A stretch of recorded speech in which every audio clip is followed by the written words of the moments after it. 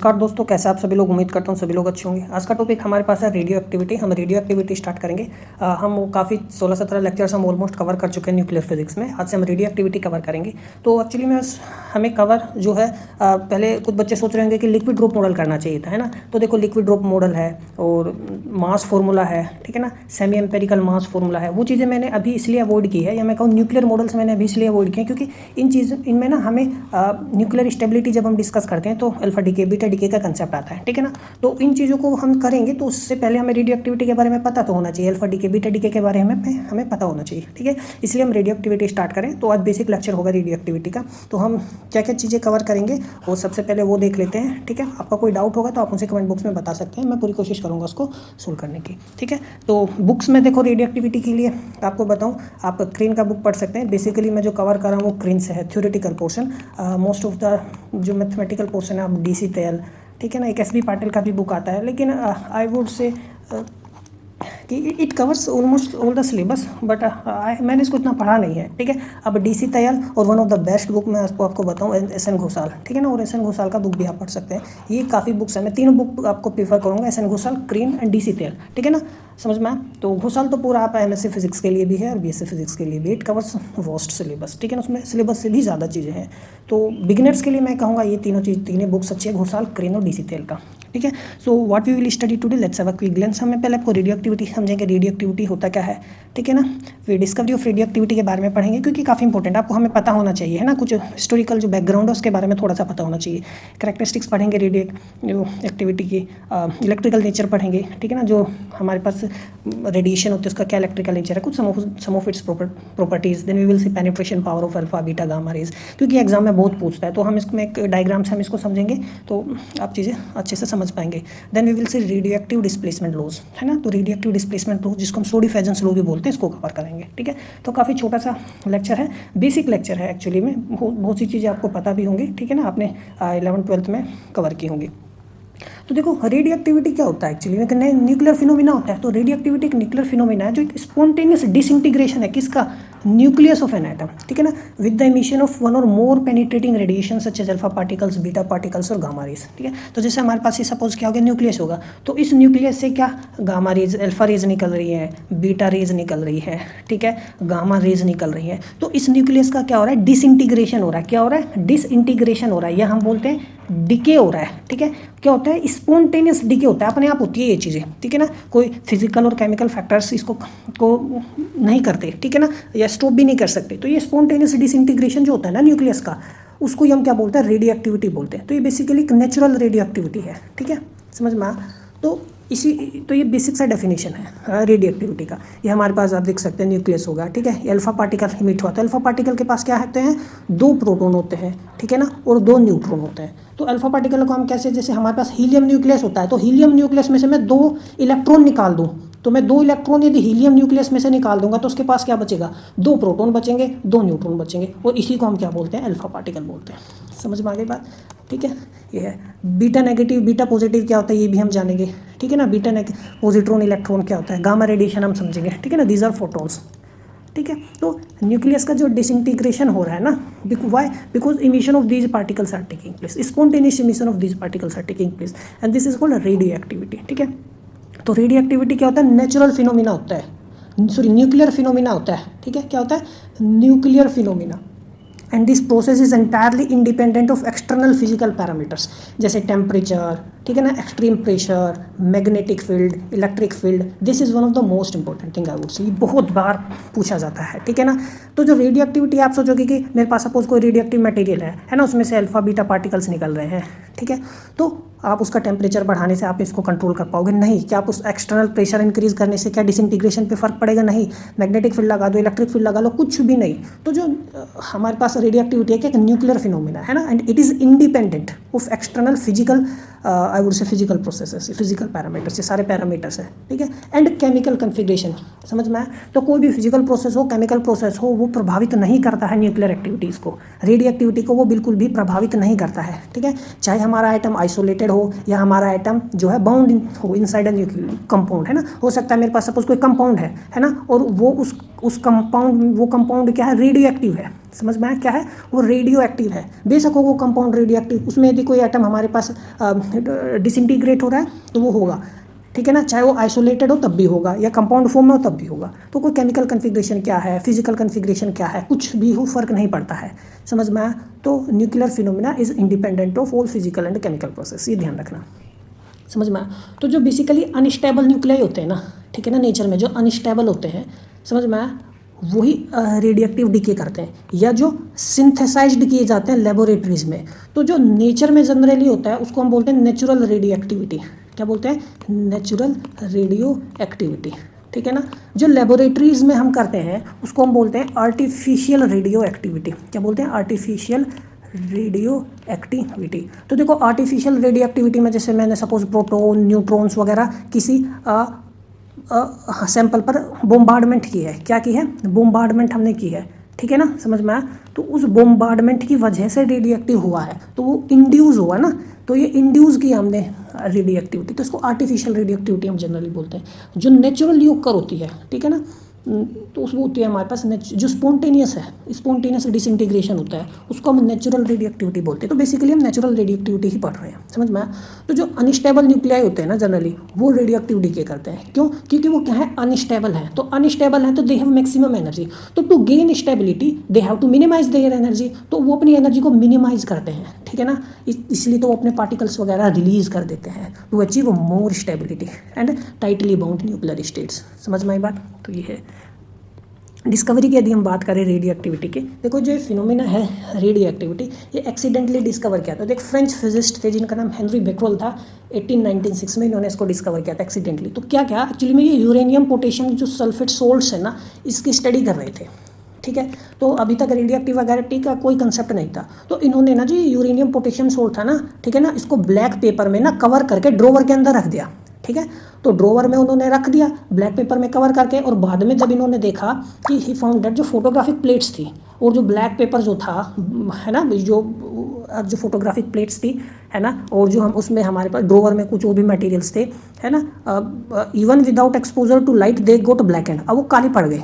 समझ में आया भाई? वो काले किस तरीके से पड़ गए? अब मान लो कोई पेपर ही आपके पास है ना, आपने इस पेपर में ना कुछ वो क्या है या फोटोग्राफिक प्लेट्स है ना, ड्रोवर के अंदर, और बहुत सारा सामान है, तो उसमें सपोज आपको ब्लैक स्पॉट्स मिल रहे हैं, ठीक है ना भाई। सनलाइट में भी एक्सपोजर नहीं किया कि भाई ये कुछ हुआ हो, तो ये हुआ किस वजह से है? तो उन्होंने कंक्लूड किया कि जो ये यूरेनियम सोल्ट है ना, इसमें से ना इनविजिबल रेडिएशंस निकल रही हैं, उन्होंने कहा, और ये इनविजिबल रेडिएशंस की वजह से ये ब्लैक स्पॉट्स उनको मिले। उन्होंने तो बस ऐसा बोल दिया। तो उन्होंने क्या कहा कि कुछ he concluded that some invisible radiations are there, है ना, that are getting emitted from uranium compound, जो यूरेनियम पोटेशियम सल्फेट जो सोल्ट था ये, ठीक है ना, इसमें से निकल रही है, इसकी वजह से ब्लैकनिंग हो रही है फोटोग्राफिक प्लेट्स की, और भी मटेरियल जो ड्रोवर के अंदर रखे थे, समझ में आया, वो अफेक्ट हुए। तो ये तो रेडियो एक्टिविटी का तो तब कंसेप्ट नहीं था, ठीक है। तो उस वक्त ना उन्होंने कहा उन्हीं के नाम पर ये नाम पड़ गया रेडिएशंस की, जो भाई इस यूरेनियम सोर्स में से जो रेडिएशंस निकल रही है ना, उनको क्या कहा गया? बेक्रेल रेज कहा गया। समझ में आया? ठीक है, उन्हीं के नाम पर ये पड़ गया। तो वो जो अब तो हमें पता है कि भाई alpha beta and gamma rays are there, ठीक है ना, जो इमिट होती है। उस वक्त तो नहीं पता था इनिशियली, तो इन्हीं रेज को ना बेक्रेल रेज कह दिया गया इनिशियली। लेकिन उसके 2 साल बाद 1988 में independently Pierre Curie and Marie Curie, दोनों हस्बैंड और वाइफ थे दोनों, इन्होंने ये रेडियो एक्टिव एलिमेंट्स जो है हमारे पास, जैसे रेडियम हो गया और पोलेनियम हो गया, तो ये ना इनको सेपरेट करते हैं थ्रू ग्रूलिंग केमिकल फ्रैक्शनलाइजेशन। तो किससे करते हैं? यूरेनियम की ओर से, ठीक है। तो जो यूरेनियम की ओर होती है ना, पिच ब्लेंड, इसके अंदर यूरेनियम होता है, ठीक है ना, इसी ओर से यूरेनियम को एक्सट्रैक्ट करते हैं, फिर उससे रेडियम और पोलेनियम को केमिकल फ्रैक्शनलाइजेशन की मदद से इन दो एलिमेंट्स को सेपरेट किया जाता है, ठीक है। और उन्होंने ही जो टर्म थी रेडियो एक्टिविटी, इसको कोइन किया था। समझ में आया? तो उन्होंने ही बताया था कि इन एलिमेंट जो ये हमारे पास यूरेनियम और है, दे फर्दर, ठीक है ना, gets disintegrate into radium and polonium and these materials emits visible rays। और इस जो फिनोमिना है, जो इनविजिबल रेडिएशंस जो इमिट कर रहा है, ठीक है ना, इस फिनोमिना को उन्होंने क्या नाम दिया? रेडियो एक्टिविटी नाम दिया, ठीक है ना, समझ में आया? ठीक है, तो उनको नोबेल प्राइज़ भी मिला इसके लिए, ठीक है ना, जो बेक्रेल और मैरी क्यूरी और पेरी क्यूरी जो उनके हस्बैंड थे, इन तीनों ने शेयर किया, ठीक है ना। तो रेडिएशंस को नाम किसने दिया? बेक्रेल रेज हो गया। और इस फिनोमिना को टर्म किसने दिया? कोइन किसने किया? रेडियो एक्टिविटी, वो पैरी क्यूरी और मैरी क्यूरी ने किया था, ठीक है ना, समझ में आया। अब ये जो रेज निकली थी ये तो बेकरेल रेज हो गई, रेडिएशंस हो गई। तो बाद में ना विलीफर्ड और रदरफोर्ड ने ना, 2 लोग थे, इन्होंने इन रेडियोएक्टिविटी इमिशंस में देखा कि ये तो इलेक्ट्रिकल नेचर भी है, ये तो 3 तरीके की होती हैं, और इन्होंने इनको नाम दिया alpha rays, beta rays and gamma rays. ठीक है, उन्होंने कहा इसमें से जो रेडिएशंस निकल रही हैं ना, जिनको बेकरेल रेज कहा गया है, उन्होंने कहा कि ये 3 तरह की हैं, 3 रेज हैं। ठीक है ना, और इनका जो इलेक्ट्रिकल नेचर है इन्होंने ही बताया। समझ में आया? ठीक है, ये है।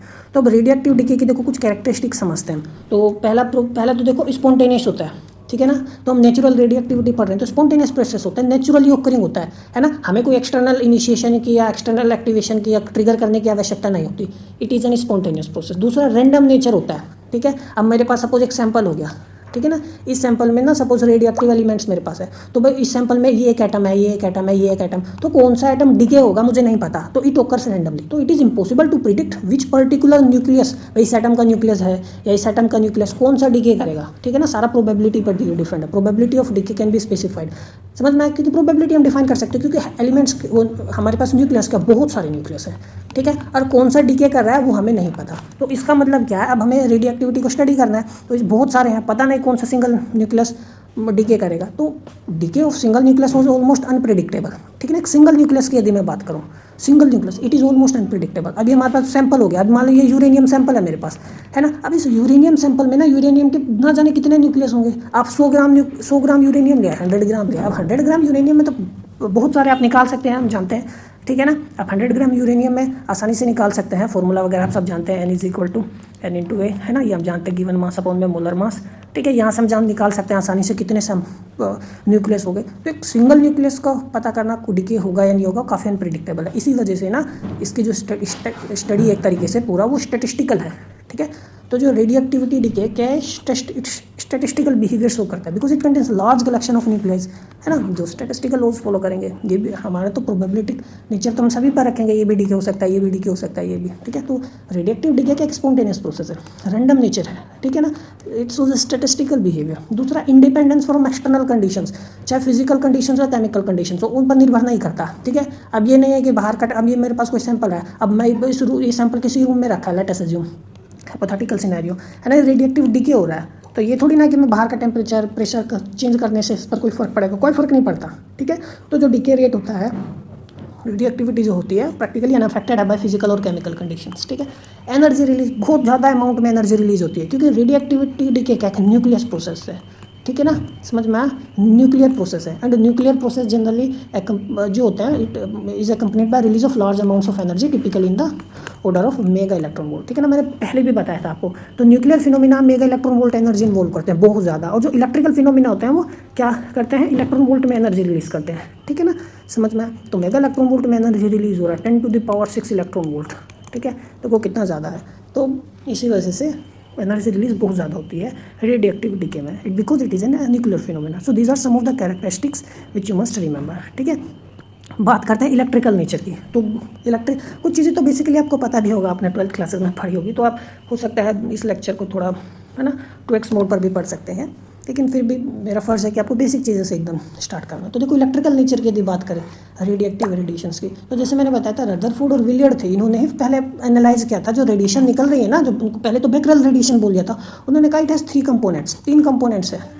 ठीक है, एक का नाम अल्फा है, एक का नाम बीटा है और एक का नाम गामा है। उन्होंने कैसे इसको किया, तो एक सिंपल एक्सपेरिमेंटल अरेंजमेंट है, आप भी देख सकते हो, लीड ब्लॉक हो गया। ठीक है, और ये क्या है, हमारे पास रेडियोएक्टिव सब्सटेंस है। तो जो लीड ब्लॉक है ना काफ़ी थिक होता है, और इसमें से यहाँ पर जो रेडियोएक्टिव सैंपल्स है ना इसको पेनिट्रेट नहीं करेंगे। समझ में, अब मैं यहाँ पर कोई और छोटा मोटा कोई और ब्लोकर ले लेता तो वो रेडिएशंस निकल जाती है इधर उधर से, आसपास की चीज़ों को नुकसान करती।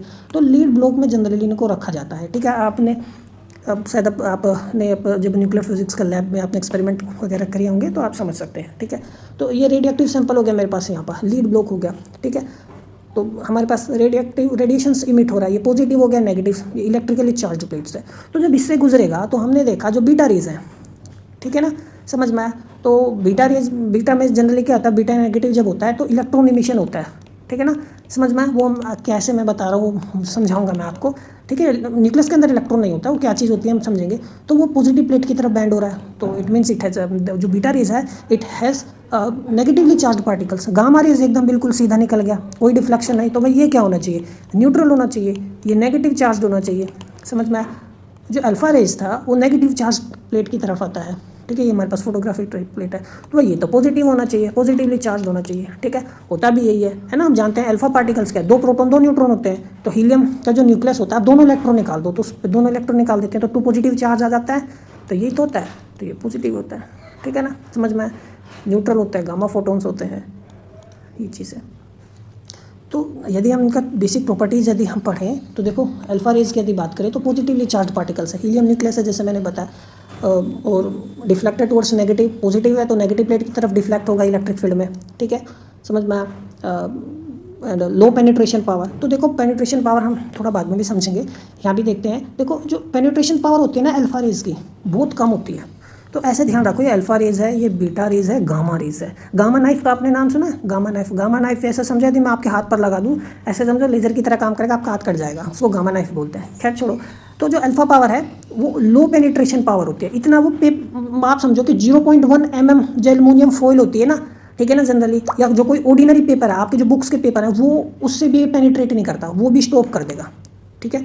तो गामा रेज जनरली पेनिट्रेट नहीं करती इतनी, तो लो पेनिट्रेट पावर है, लेकिन आयनाइजेशन पावर इसकी बहुत ज़्यादा है। तो देखो याद रखना, बहुत ज़्यादा आयनाइजेशन पावर, क्योंकि देखो 2 पॉजिटिव चार्ज है ना, आयनाइजेशन तो आयनाइज तो ये करेगा ही, समझ में आया। अब देखो हाई आयनाइजेशन पावर होगी इसकी, बीटा रेज है, तो आयना कहने का मतलब आप किसी गैस में से बीटा रेज को गुजार दो तो गैस को आयनाइज कर देगा। देखो बीटा रेज के नेगेटिवली चार्ज पार्टिकल्स हो गए, तो जो बीटा रेज होते हैं ना, फास्ट मूविंग इलेक्ट्रॉन्स होते हैं, ठीक है, ये हम समझेंगे कि किस तरीके से इनके फास्ट मूविंग इलेक्ट्रॉन्स का जनरेशन होता है। तो अभी फिलहाल के लिए भी समझो बीटा रेज के नेगेटिवली चार्ज पार्टिकल्स हो गए, तो पॉजिटिव प्लेट्स की तरफ डिफ्लेक्ट होंगे, ठीक है। अब जो गामा रेज था, जैसे मैंने बताया था, वो सॉरी अल्फा रेज था, तो उनका पेनिट्रेटिंग पावर थोड़ा वो सबसे कम होता है, तो उससे थोड़ा सा ज़्यादा किसका होता है, बीटा रेज का, ठीक है। ये 5 mm ये जो एल्युमिनियम शीट है वो रोक देगी, ठीक है, समझ में आया। बीटा रेज है, इस पर तो देखो 2 पॉजिटिव चार्ज होता है ना, इस पर -1 माइनस, ये हम कह सकते हैं, या मैं इस पर कहूँ 2 पॉजिटिव चार्ज हो गया। तो जो अल्फा रेज है उसका लो आयनाइजिंग पावर होती है गामा रेज से, ठीक है, थोड़ा सा। गामा रेज ये बहुत पावरफुल होती है, ठीक है। अब देखो ये है तो न्यूट्रल, है ना, न्यूट्रल, तो आप सब देखो, तो उसका न्यूट्रल है तो सबसे कम लो आयनाइजेशन, ऑलमोस्ट ना के बराबर लो आयनाइजिंग पावर होगी इसकी, ठीक है ना, समझ में आया। ये है, तो मतलब ये नॉकआउट नहीं करेगी किसी, यदि आप गामा रेज किसी गैस से पास कर दो तो उसके मॉलिक्यूल्स को जनरली नॉकआउट नहीं करेगी, ठीक है ना, वो आयनाइज नहीं होंगे, इलेक्ट्रॉन्स को नॉकआउट नहीं करेगी। तो जैसे तो न्यूट्रल होती है अनचार्ज इलेक्ट्रोमैग्नेटिक रेडिएशन, तो गामा रेज कहते हैं हाई एनर्जी फोटोन्स ही है ये, कोई डिफ्लेक्शन नहीं होता, हमने देखा। गामा रेज बहुत ज़्यादा पावरफुल होती है, हाईली पेनिट्रेटिंग, ये 30 सेंटीमीटर का आयरन ब्लॉक है ना, उससे भी पास हो जाएगी, ठीक है, तो आप इमेजिन कर सकते हो, ठीक है ना। अब देखो इनकी पेनिट्रेटिंग पावर्स को ना हम विजुअलाइज कर सकते हैं, तो देखो ये मेरे पास क्या अल्फा पार्टिकल है, तो देखो पेपर से भी पास नहीं हुई है, मैंने जैसे बताया 0 mm के आसपास का थिकनेस ही होती है पेपर की, उससे भी पास नहीं हुआ है अल्फा। बीटा रेज देखो पेपर से पास हो गया, ठीक है, और ये 5 mm के आसपास की जो एल्युमिनियम शीट है उससे पास नहीं होता, उससे कम में हो जाता है, ठीक है। लीड, अब देखो तो गामा रेज देखो, लीड हमने इसलिए तो, जो हमारा रेडियोएक्टिव मटेरियल था, आप यदि यहाँ ध्यान से देखो, लीड इसलिए तो लिया था, देखो अल्फा तो पास होगा ही नहीं, बीटा तो पास होगा नहीं, गामा भी पास नहीं होगा इससे, ठीक है ना, समझ में आया। तो गामा रेडिएशंस की पेनिट्रेटिंग पावर बहुत ज़्यादा होती है, तो ये गामा रेज है, समझ में आया। ऑलमोस्ट न्यूट्रल होती है, इंट्रैक्शन कम होता है, सीधे निकल जाती है, तो पेनिट्रेशन पावर तो ज़्यादा होगी, तो लीड इसको रोक देता है, स्टॉप कर देता है लीड, ठीक है ना।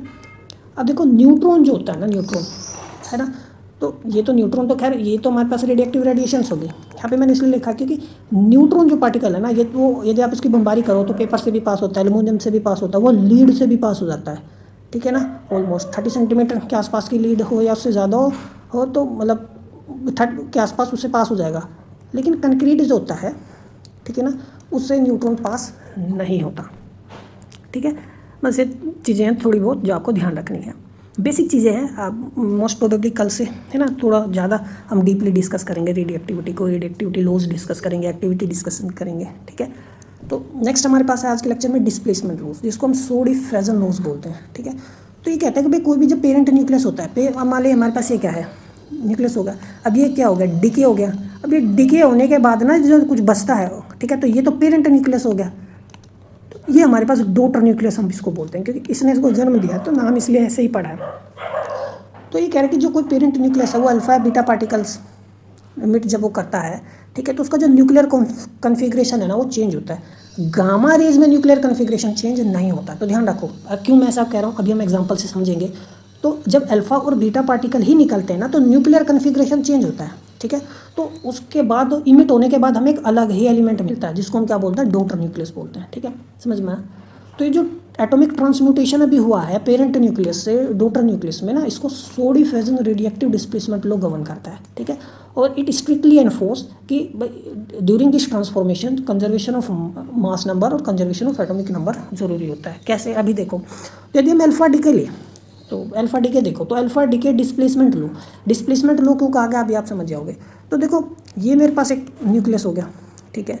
अब इससे पेरेंट न्यूक्लियस हमारे पास है, तो ये क्या अनस्टेबल है, तो इसने सपोज अल्फा पार्टिकल को इमिट किया, ठीक है, ये अल्फा पार्टिकल इमिट हो गया। तो जब अल्फा पार्टिकल इमिट किया तो क्या निकला है, 2 प्रोटॉन निकल गए और 2 न्यूट्रॉन निकल गए। तो देखो 2 प्रोटॉन 2 न्यूट्रॉन गए, तो ये डॉटर न्यूक्लियस मुझे मिला। तो मास नंबर तो 4 से कम होगा, ये -4। अब देखो 2 प्रोटॉन है तो एटॉमिक नंबर 2 से कम होगा, समझ में आया, ठीक है। तो ये हमारे पास अल्फा पार्टिकल निकल गया, ये निकल गया। आप कंजर्वेशन देख सकते हो, A-4 है +4 करो, कंजर्व है मास नंबर भी, और Z-2 +2 कंजर्व है मेरे पास एटॉमिक नंबर भी, ठीक है। तो यही है, तो इसलिए इसको डिस्प्लेसमेंट लॉ कहा गया, क्योंकि जो डॉटर न्यूक्लियस है ना वो शिफ्ट हो जाएगा, डिस्प्लेस हो जाएगा पीरियोडिक टेबल में 2 स्टेप पहले। अब जैसे क्या हमारे पास रेडियम है, ठीक है, तो 88 एटॉमिक नंबर है। तो जब इसमें से अल्फा पार्टिकल निकला तो क्या बन गया, रेडोन बन गया मेरे पास, क्या बन गया, रेडोन। और रेडोन का एटॉमिक नंबर कितना, 26। तो दो प्लेस पीछे हो गया ना पीरियोडिक टेबल में, तो वो डिस्प्लेस हो गया, समझ में आए। तो इसी को सोडी फ्यूजन डिस्प्लेसमेंट लॉ हम बोलते हैं, समझ में आए। तो ये चीज़ है, ध्यान रखना।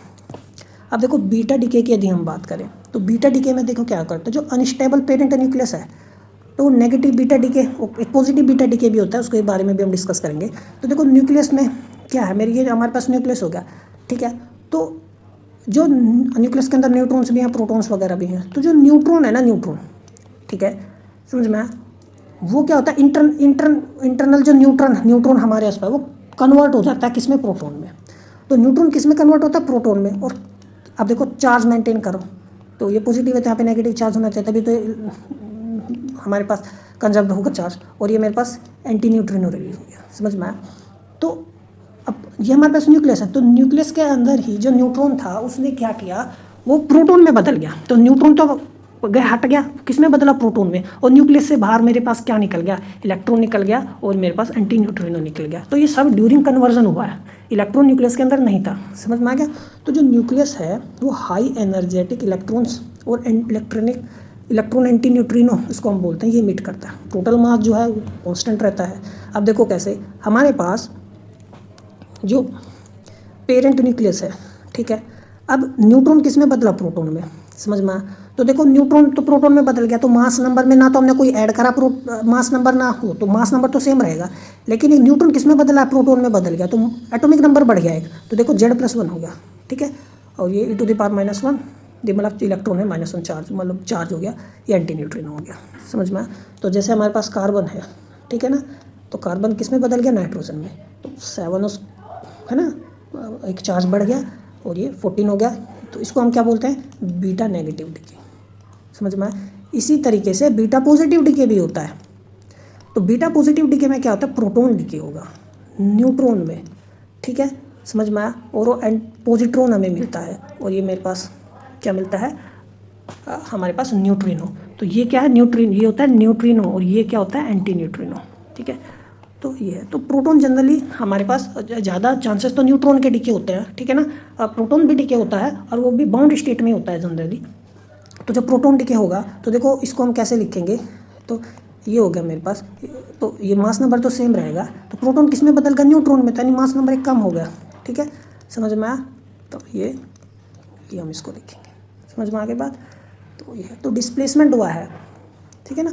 कार्बन था, नाइट्रोजन बन गया, ये एक पोजीशन आगे डिस्प्लेस हो गया, यहाँ एक पोजीशन पीछे डिस्प्लेस हो गया पीरियोडिक टेबल में, समझ में आई चीज़ें, ये है। अब गामा एमिशन लॉ की यदि हम बात करें तो देखो डिस्प्लेसमेंट लॉ सिर्फ गामा और बीटा डीके में ही हो रहा है। ठीक है। तो गामा एमिशन जनरली जब अल्फा और बीटा डिके होता है ना, डॉटर न्यूक्लियस क्या होता है, एक्साइटेड स्टेट में चला जाता है। अब कहने का मतलब देखो ये है, अब जैसे मेरे पास ये कार्बन ही था या नाइट्रोजन का एग्जांपल है, ठीक है, और ये हमारे पास यार रेडोन या रेडियम और रेडोन का एग्जांपल है। तो जब इसने अल्फा पार्टिकल रिलीज किया तो ये जो डॉटर न्यूक्लियस है ना, ये मेरे पास एक्साइटेड स्टेट में चला जाता है, ठीक है ना। और यदि एक्साइटेड स्टेट में चला जाएगा तो क्या होगा, तो जब ये एक्साइटेड स्टेट में देखो चला गया तो अपनी ये नॉर्मल स्टेट में आना चाहेगा। तो ये नॉर्मल स्टेट में जब आता है तो गामा रेडिएशन रिलीज करता है, ठीक है, समझ में आया। तो ये गामा रेडिएशंस न्यूट्रल्स होते हैं, तो यहाँ पर तो कोई डिस्प्लेसमेंट नहीं होता है, मतलब कोई प्रोटॉन न्यूट्रॉन कुछ नहीं निकलता है, समझ में आया। तो इससे हम ये समझे तो अल्फा और बीटा रेडिएशंस के बाद क्या निकलता है, गामा रेज निकलती है। तो gamma rays is followed by, is accompanied by, ठीक है ना, अल्फा एंड बीटा रेज, समझ में आया। तो जो तो ये है, समझ में आ गई। तो जब वो एक्साइटेड स्टेट में रहता है तो अपनी जो एक्सेस इंटरनल एनर्जी वो रिलीज़ कर देता है हाई फ्रीक्वेंसी फोटोन्स में, समझ में, जो गामा रेडिएशंस के रूप में बाहर निकल कर आती है, ठीक है। कुछ एडिशनल पॉइंट्स जो आपको पता होने चाहिए, तो देखो ये स्टार का मतलब ये है कि वो एक्साइटेड स्टेट में है। तो ध्यान रखना कि no individual atom can simultaneously emit both alpha and beta particles. मान लो मेरे पास एक एटम है ये, ठीक है ना, इंडिविजुअल एटम, और एक ही साथ साइमल्टेनियसली ये अल्फा पार्टिकल भी रिलीज कर रहा है, बीटा पार्टिकल्स भी, ऐसा नहीं होता, समझ में आया, ऐसा नहीं होता। अब मान लो ये पार्टिकल है ए, इसने क्या इमिट करा, अल्फा पार्टिकल, तो ये क्या बन गया, मान लो बी। अब हो सकता है इसने बीटा पार्टिकल इमिट करा, तो ये मान लो बन गया कोई सी। ऐसा तो हो सकता है, ठीक है। ऐसा नहीं होगा कि एक साथ अल्फा भी रिलीज करे बीटा भी रिलीज करे, नहीं, वो एक टाइम पे चाहे तो अल्फा रिलीज करेगा चाहे बीटा रिलीज करेगा, ध्यान रखना, ठीक है। Second, different atoms of same element can emit either an alpha और बीटा पार्टिकल्स। ये हो सकता है, एग्जाम्पल हो गया, एक एटम ये हो गया, ये हो गया, तो इसका जो न्यूक्लियस है वो मान लो अल्फा रिलीज कर रहा है और इसका न्यूक्लियस क्या बीटा रिलीज कर रहा है, ये सब पॉसिबल है, ठीक है ना। डिफरेंट एटम्स जो होंगे सेम एलिमेंट के वो अल्फा पार्टिकल और बीटा पार्टिकल जनरली रिलीज कर सकते हैं। और जो गामा एमिशन होता है, ध्यान रखना, ठीक है ना, it is released after alpha and beta decay, ठीक है ना, ये है। तो ये था हमारा आज का लेक्चर, काफ़ी सिंपल था। तो मिलते हैं अगले लेक्चर में, तब तक पढ़ते रहिए, नमस्कार।